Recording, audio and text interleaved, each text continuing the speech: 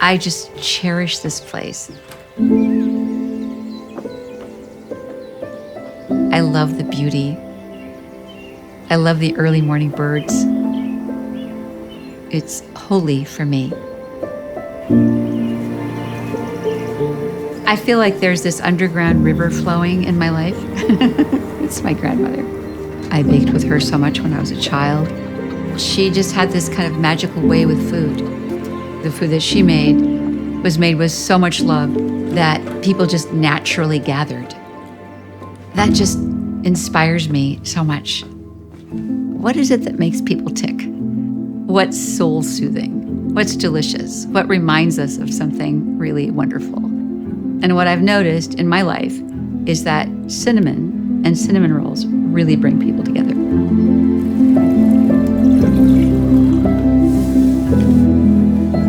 There's a way that cinnamon rolls kind of evoke something in people that nothing else does. I watch it happen over and over and over again. And I love that.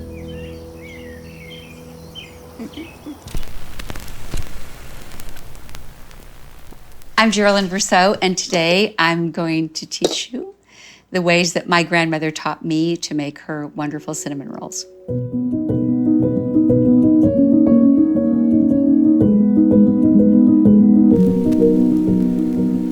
Okay, we're going to start with 1 cup of warm water, which means between 95 and 105 degrees. 1 cup of warm water, which is also 226 grams. So the weight is in grams and the measure is in cups, because grams are more specific and they guarantee a much higher level of success, really. So we have the water, and now we're going to add 3 packages of dehydrated yeast, or you could buy the same yeast in a jar and use 3 scant tablespoons. So then I just pour the yeast, which is like the engine of the dough, and then we add 1/3 of a cup sugar. So I'm going to put in about half of the sugar and give it a short stir. And while that's happening, I'll step over to the stove because we're going to scald 1 cup of milk.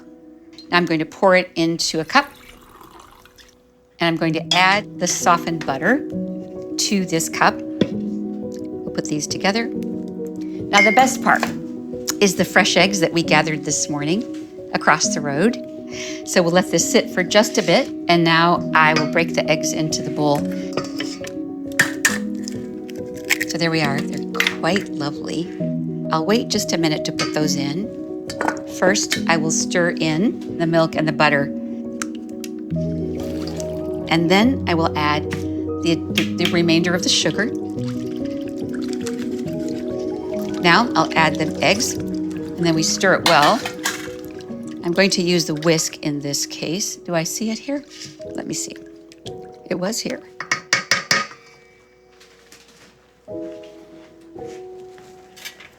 Here it is. It needs to be a sort of gigantic whisk because the dough is going to get very thick very quickly. And we're going to just whisk it into a nice, smooth liquid. And as you'll notice, we have the flour ready to include. So here we have 3 1/4 cups of Skagit 1109. And here we have 3 1/4 cups of organic Edison, plus 1 1/4 teaspoons of salt that I already put in the flour. If you forget the salt, it can be catastrophic. It helps balance the yeast activity. So I'll start with just stirring in flour.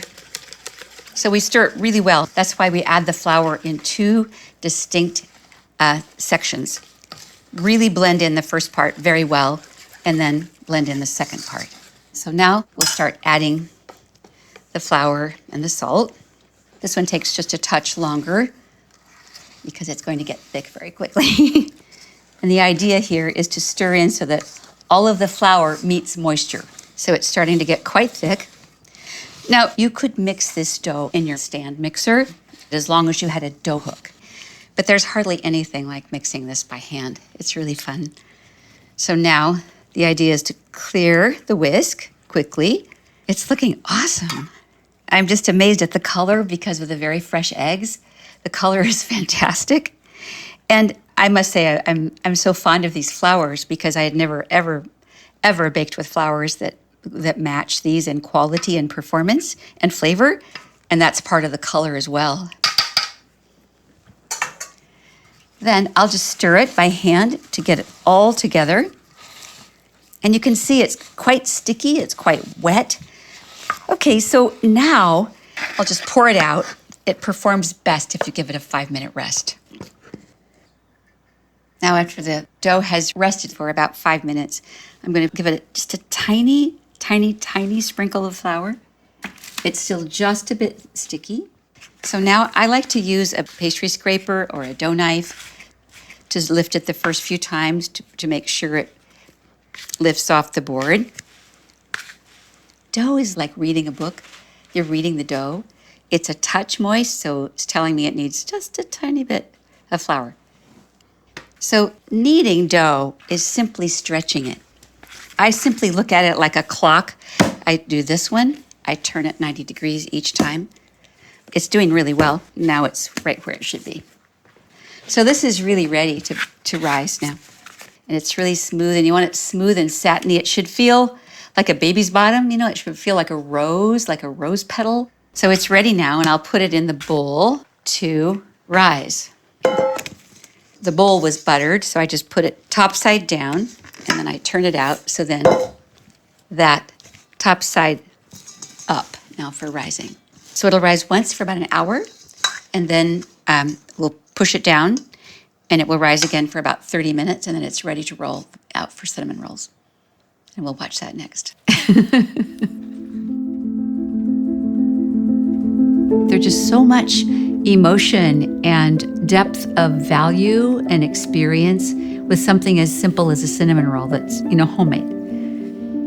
It's part deliciousness, it's part fuel your spirit, it's part bring us closer, all those things. Okay, it's had its 1 hour rising, push down, half hour rising again. It's ready to be shaped. So we start with, I just kind of push it into shape to make a square. And I like to roll to the four corners, helps the dough stretch. It takes a while to get this just to the right square. Okay, I'm gonna check out the measurements here, it's close.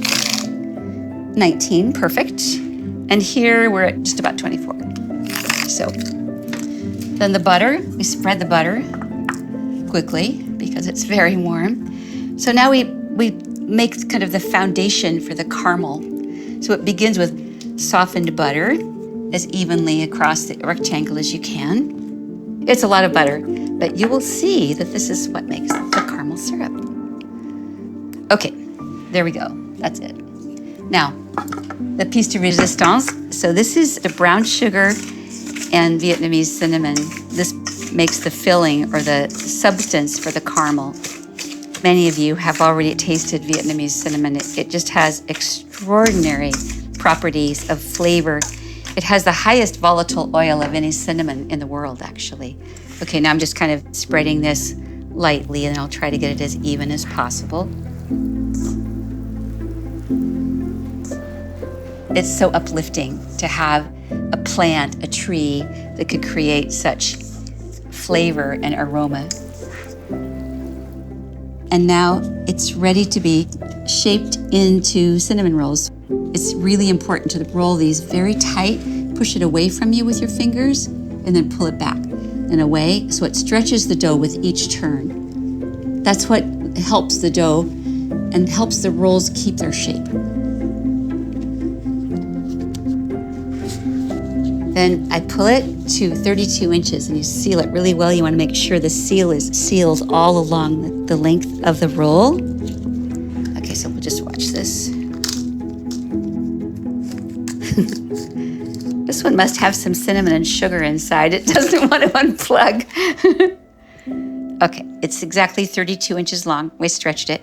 Then I lay a tape measure down and I go along and score every 2 inches. So I make 2-inch marks, and this will give us a total of 16 rolls, 8 in each pan. Then I do a very simple motion. I don't push the knife down. I made that score. Now I just gently saw and just let the knife carry itself. Otherwise, it would collapse the dough. And so I just let the knife go on its own. So there's the first one. That's what they look like. And they're fabulous and they're warm. We'll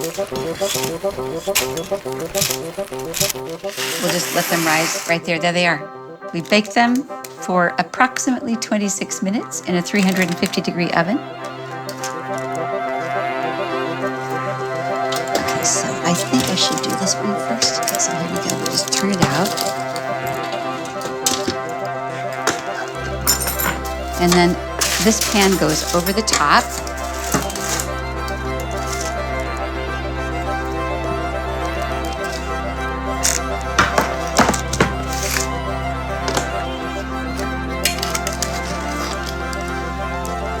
They look great.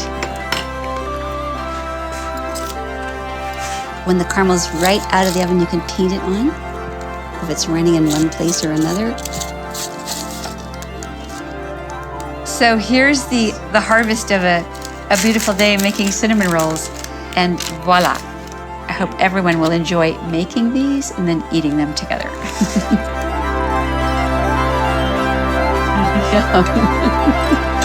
Wow.